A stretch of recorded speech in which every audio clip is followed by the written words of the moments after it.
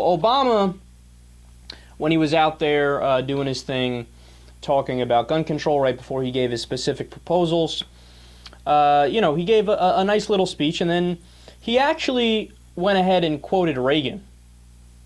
And that the Republicans hate it when you do that, because when Reagan is their saint, right? I joke around and always say Saint, Emperor, Chancellor, Overlord Reagan. That's what the Republicans really want to call him.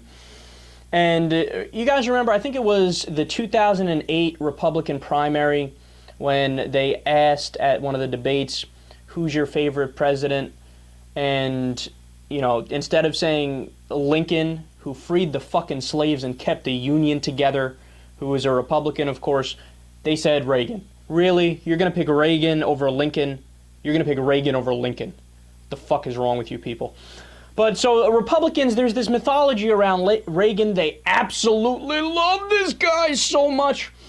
And Bill Maher has a great joke. He's like, I think Republicans want to put Reagan on a stamp so they can lick his backside. And that's totally true, man. They're just so crazy for this guy, except when they're not. So what do I mean? Well, Obama quoted Reagan, and he was like, look, man, we could try to pretend like it's only liberal Democrats that want to do gun regulation, but that would be a lie. How do I know that? Ronald Reagan loved gun regulation. So Reagan supported gun safety measures throughout his entire political career. In 1986, he signed into law the Firearm Owners Protection Act, which banned ownership of any fully automatic rifles that were not already registered on the day the law was signed.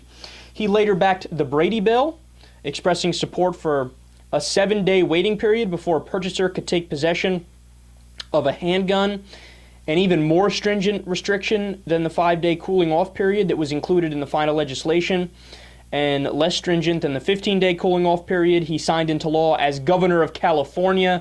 So here is a guy, at least on this issue, guns. He's right alongside the liberal Democrats. No question about it. Not open for debate or speculation or discussion. It is what it is, right? So Republicans just want to sweep this under the rug. And look, they love Reagan except when they hate him. Reagan raised taxes 11 times. He cut and ran from Lebanon. He was in favor of gun control. He tripled the federal budget deficit. He had a record debt.